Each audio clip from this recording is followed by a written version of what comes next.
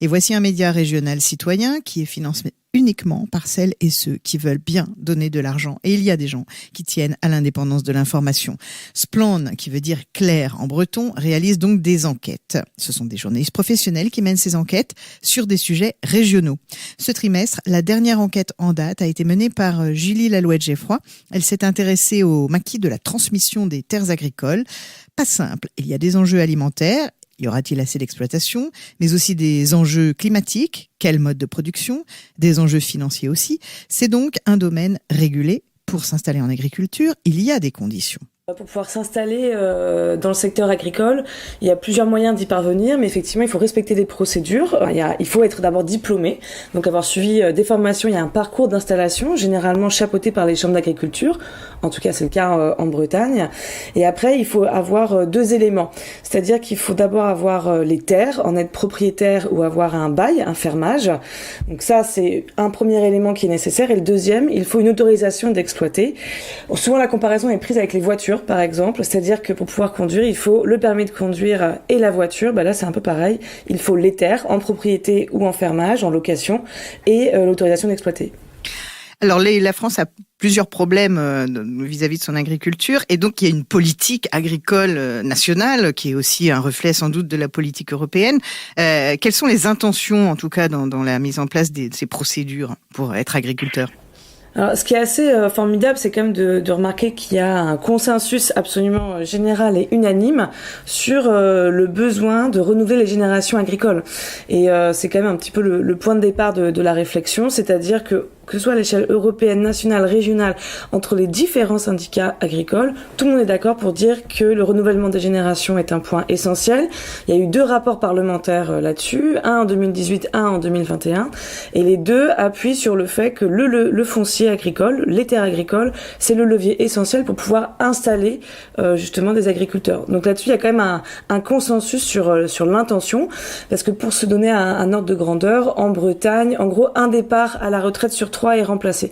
Donc il y a vraiment cet enjeu-là de renouvellement des générations qui est essentiel pour les années à venir. Et dans la politique agricole, il y a aussi le souhait, théoriquement, de limiter les surfaces agricoles moyennes des fermes, c'est ça ? C'est important en fait d'avoir des exploitations qui sont pas forcément trop grandes. Enfin, c'est pas vraiment la question de la taille. En fait, c'est plutôt la question, on appelle ça l'agriculture familiale. Et ce qui est important dans l'agriculture familiale, c'est que dans cette définition, c'est que la personne qui a les moyens de production, c'est-à-dire les terres, les bâtiments, l'équipement, les cheptels, et la personne qui détient les capitaux, ce soit la même personne. Donc en fait, c'est le principe d'une entreprise classique. Et d'avoir cette marge de manœuvre-là, avec des tailles qui sont pas trop importantes, permet d'avoir en fait une diversité et une diversité économique. Et ça, c'est ce qu'expliquent par exemple les Nations Unies sur le fait que l'agriculture familiale, c'est le modèle le plus résilient. Et donc résilient, c'est-à-dire en capacité de faire face aux aléas de notre époque, que ce soit des aléas climatiques, économiques, mais aussi sociales. Donc c'est-à-dire que en fait, c'est simple, c'est si on met tous nos œufs dans le même panier et qu'il y a un problème, il y a une épidémie par exemple, ou une maladie qui touche, je sais pas moi, les poireaux, si tout le monde fait des poireaux, et ben toutes les entreprises se cassent la figure. Alors que si on a des entreprises diversifiées au niveau de leur production, mais aussi de leur modèle économique, et bien là, dans cette diversité-là, en fait, on pourrait être plus résistant. Donc c'est pour ça que c'est un modèle qui est plutôt promu, mais c'est aussi parce que des exploitations trop grandes amènent forcément de la sous-traitance, c'est-à-dire que la personne qui est à la tête de plusieurs entreprises agricoles, ce n'est pas elle qui va dans les champs, évidemment, elle prend des salariés, et en fait, mais aussi, du coup, là, des ouvriers qui sont en dehors de l'entreprise. Donc, on voit le développement d'une sous-traitance qui est en train de se développer en Bretagne, ce qui pose des questions au niveau des modèles économiques et des rapports de force après politiques. Et sinon, dans les intentions officielles, qu'est-ce qu'il y a d'autre, ou dans les objectifs officiels, qu'est-ce qu'il y a d'autre éventuellement à signaler ? En fait, c'est un objectif général de souveraineté alimentaire, et ça, c'est dans le code rural en fait français depuis l'après-guerre, qui considère que l'agriculture n'est pas un bien comme un autre et qu'il doit être régulé. C'est pour ça que ça fait partie intégrante des objectifs de l'État, et que c'est intégré dans le code rural. Donc il y a cet objectif de souveraineté alimentaire, ce qui veut dire pouvoir fournir des biens des produits alimentaires de qualité abordable pour tous. Donc ça, c'est vraiment l'objectif premier et c'est ça qui justifie qu'il y ait une régulation ensuite de l'État pour atteindre cet objectif-là. Donc là, après, il y a 2 régulateurs qui interviennent justement pour gérer d'un côté les ventes de terre, en l'occurrence la SAFER. Donc ça, c'est le régulateur qui gère les ventes de terre et un deuxième régulateur qui s'appelle la CDOA, la Commission départementale d'orientation agricole. C'est une commission qui réunit les services de l'État et les représentants du milieu agricole et rural. Et cette instance, ce deuxième régulateur, va gérer les autorisations d'exploiter. Donc ces 2 régulateurs-là doivent servir l'objectif du Code rural, la souveraineté alimentaire. Alors on va les détailler un peu plus. Alors la SAFER, alors qu'est-ce que c'est, en quoi ça consiste ?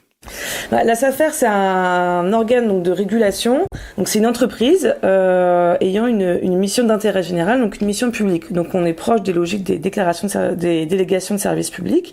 Quand une entreprise est vendue, en fait la SAFER, elle, dans ses objectifs, elle doit réguler le prix du foncier et s'assurer que des orientations agricoles. Donc c'est-à-dire qu'un projet, par exemple, si quelqu'un veut acheter des terres pour cultiver quelque chose qui ne rentre pas en cohérence avec les objectifs de la région et de l'État, la SAFER peut intervenir. Donc, et en fait, ce rôle-là, à l'échelle européenne, en fait, il nous est quand même assez envié, parce que parce que c'est vrai qu'il y a vraiment un décalage entre l'échelle locale et l'échelle internationale, et en l'occurrence européenne. En moyenne, donc c'est une moyenne.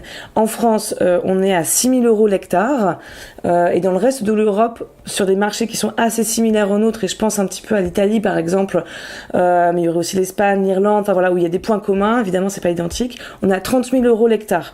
Si on prend les Pays-Bas, là où c'est le plus élevé, on a 90 000 € l'hectare. Et les plus faibles en Europe, plutôt vers la Croatie, la Bulgarie, on a 3 000 € l'hectare. Donc on voit quand même que la France se situe quand même à un niveau assez accessible, parce que ça correspond à l'investissement de base. Quand on veut s'installer, c'est 6 000 € l'hectare, plus les bâtiments, le matériel, et ainsi de suite. Donc ce rôle de régulateur, la SAFER essaie de le remplir pour lutter donc contre la spéculation foncière, et elle peut aussi intervenir dans une vente, voire la casser si elle estime que le modèle agricole, que le projet agricole ne coïncide pas avec les objectifs de la politique agricole. Donc quand un propriétaire terrien de terre agricole décide de vendre sa terre, il peut passer par la SAFER, et c'est la SAFER qui va regarder les candidatures, c'est ça, à l'achat en fait. Oui, c'est ça, il peut. Mais en fait, ce qui se passe, il y a plusieurs options. Si je veux vendre mon bien, j'ai déjà un repreneur, on est d'accord sur le prix, je peux aller directement chez le notaire et je peux vendre mon entreprise d'un bloc. Donc je lui vends toute mon entreprise. Là, la SAFER va recevoir une notification de la part du notaire qui est obligatoire et automatique. Et la SAFER se dit, le prix est correct, tout va bien, je n'interviens pas. Oui, elle pourrait intervenir si elle estime que le prix, parce que si moi j'ai trouvé mon repreneur, on est d'accord sur le prix, mais le prix est à 30 000 € l'hectare, par exemple, la SAFER pourrait intervenir en disant non, c'est beaucoup trop cher, parce qu'en fait, en faisant ça, on fait monter le prix du marché, donc pour tous les autres agriculteurs. Donc la SAFER, elle a vraiment ce rôle-là de régulation, de faire tampon. Donc la SAFER pourrait intervenir. Après, on peut aussi déléguer la vente à la SAFER, c'est-à-dire se dire j'ai un repreneur ou j'en ai pas, je préfère déléguer ça à la SAFER, comme ça tout est fait correctement, il gère les papiers, il gère la négociation financière, on délègue. Ce qui est tout à fait possible aussi. Et après, on peut aussi tout à fait échapper à la SAFER, c'est-à-dire que la SAFER ne peut intervenir que quand une entreprise est vendue en un seul bloc. Donc le meilleur moyen d'éviter que la SAFER puisse intervenir, c'est de la vendre en plusieurs morceaux. Donc ça, c'est ce qu'on appelle le rachat par part sociale, qui est très très utilisé. Donc c'est-à-dire, au lieu de vendre mon entreprise en une seule fois, je la vends en 3 fois, en 3 morceaux. Et là, la SAFER ne peut pas intervenir. C'est un procédé qui est 100% légal, mais qui est très utilisé. Donc c'est un des procédés qu'on détaille dans l'enquête. Et il y en a d'autres, mais ce sont des procédés qui sont assez connus. Et là-dessus, la SAFER ne peut pas intervenir. L'autre instance, la CDOA, c'est pareil, qu'est-ce que ça veut dire Alors la CDOA, c'est la Commission départementale d'orientation agricole. Elle réunit des services de l'État et des représentants du milieu agricole et du milieu rural.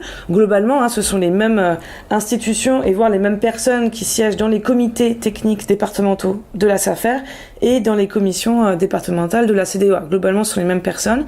Son rôle, la CDOA, c'est d'attribuer les autorisations d'exploiter. Parce qu'en fait, sur une parcelle, s'il y a un agriculteur qui exploite une parcelle, c'est pas quelqu'un d'autre, forcément. On peut pas être à deux à exploiter la même parcelle. C'est l'un ou l'autre. Et donc, c'est la CDOA qui va trancher quand il y a deux concurrents qui veulent aller sur la même parcelle. Et pour pouvoir les départager, il y a un document directeur régional qui a été rédigé qui en gros fixe les règles du jeu et les règles de priorité.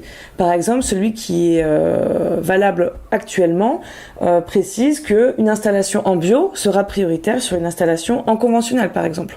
Et c'est comme ça qu'on examine différentes candidatures pour pouvoir trancher. Donc ça, c'est sur le principe, ça c'est la théorie.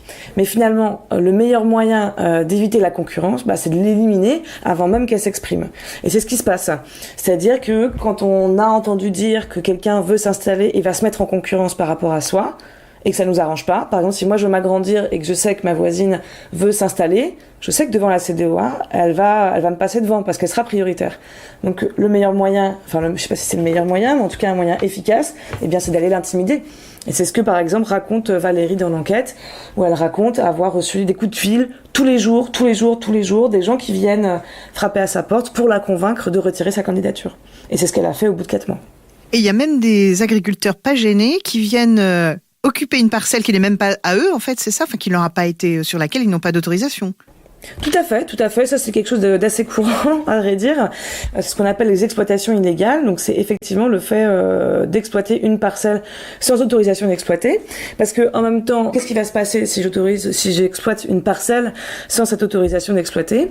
Il faut bien que quelqu'un aille me signaler. Parce qu'évidemment, il peut pas y avoir un agent des services de l'État derrière chaque agriculteur pour savoir s'il a bien la bonne autorisation d'exploiter dans la poche. Donc finalement, généralement, c'est une personne lésée, donc quelqu'un qui a l'autorisation d'aller sur cette parcelle-là et qui ne peut pas parce que le voisin est entré avant lui, qui va le signaler au service de l'État, ce qui va déclencher une mise en demeure, une régularisation, voire une amende.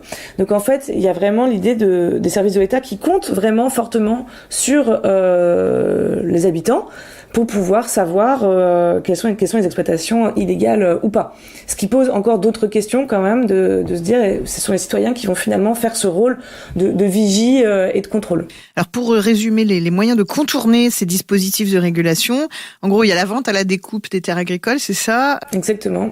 Et ça débouche sur des exploitations immenses, voire des Chinois qui possèdent des terres agricoles françaises, c'est ça Effectivement, on peut arriver sur des exploitations très très importantes. Bon, il y a une tendance générale à l'agrandissement en Bretagne comme partout en France, qui est hyper logique parce que c'est le fruit d'une politique nationale agricole déclenchée à partir de la Seconde Guerre mondiale de concentration, de mécanisation de l'agriculture française. Donc là-dessus, c'est pas du tout étonnant qu'il y ait un agrandissement général. Pour essayer de se donner un ordre de grandeur, une exploitation moyenne en Bretagne a récupéré 14 hectares de plus entre 2010 et 2020. Donc on voit bien qu'il y a quand même une tendance à l'agrandissement général, mais il y a aussi des énormes exploitations. C'est-à-dire que dans l'enquête, on voit qu'il y a des exploitations qui font 1000 hectares ou plus. Alors 1000 hectares, c'est pas très facile de se rendre compte. 1000 hectares, c'est à peu près la superficie de Guingamp. Donc on se rend compte que c'est un petit peu grand. Et quand on compare à la surface moyenne d'une exploitation en Bretagne, c'est 62 hectares. Donc une ferme moyenne, c'est 62 hectares. Là, on a des exploitations de 1000 hectares, voire 1500 hectares. Donc on voit quand même qu'il y a un décalage très très important. Et en plus, ces exploitations-là échappent complètement aux régulateurs, complètement au service de l'État. C'est-à-dire que ces exploitations de 1000 hectares, en fait, c'est pas une exploitation avec un seul siège agricole, et hop, il y a 1000 hectares d'un bloc. En fait, non, ce sont plusieurs entreprises imbriquées les unes dans les autres. Et quand on cumule chacune de ces entreprises avec les hectares qui correspondent, en cumulé, on a 1000 hectares, 1500 hectares.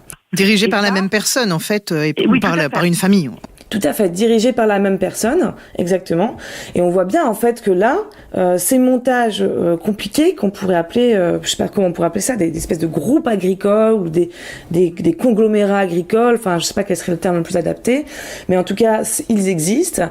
Et les services de l'État ne sont pas capables de dire combien est-ce qu'il y en a. Quand on demande aux services de l'État combien y a-t-il d'exploitations de plus de 1000 hectares en Bretagne, pas de réponse, voire ça n'existe pas. Et le ça n'existe pas s'explique parce que dans le recensement agricole, on recense une exploitation, un siège d'exploitation et une surface. C'est tout. Alors que l'imbrication les unes dans les autres n'est pas mesurée. Donc là, on a un angle mort terrible. Et du coup, ça pose quand même la question de comment est-ce qu'on peut mettre en œuvre une politique agricole, nationale et en l'occurrence la régionale, si on ne connaît pas le paysage agricole breton.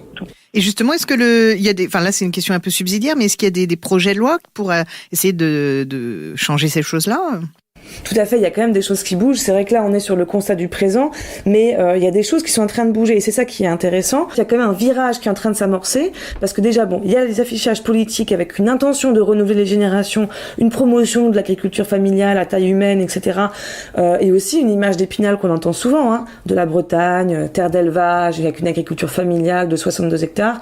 Donc il y a quand même un discours politique. Quand on prend dans les documents, il y a un document directeur breton, attention, encore un sigle, qui s'appelle le SDREA. C'est ce document qui fixe les règles du jeu pour départager 2 candidats. Ce document, il est en train d'être révisé. Il est en train de faire monter l'installation dans le haut des priorités, devant l'agrandissement. Donc après, il faut qu'il soit finalisé, validé, publié, puis mis en application et qu'on en voit les effets. Donc voilà, c'est difficile de pouvoir documenter ce que ça va produire. Néanmoins, il y a un premier pion important quand même qui est posé. Après, il y a la loi d'orientation et d'avenir agricole. Là, on est à l'échelle nationale, qui est en train. Là, il y a un avant-projet qui a été déposé mi-septembre vers le 10 septembre. On va y avoir encore là des allers-retours et des discussions en commission. Mais dedans, la question du renouvellement des générations est posée comme un axe prioritaire, dont le fait d'aller chercher des nouveaux viviers d'agriculteurs dans le milieu urbain. Ce qui va poser encore plein d'autres questions et plein d'autres problématiques. Mais en tout cas, cette question-là est identifiée et devrait être présente dans la loi d'orientation et d'avenir agricole en préparation pour la fin de l'année. Avec quel résultat, ça on ne sait pas encore. Cette enquête complète, très didactique, est accessible en ligne gratuitement sur le site spland.org, Spland avec 2 N. N'hésitez pas à contribuer aussi au financement de cette très utile association.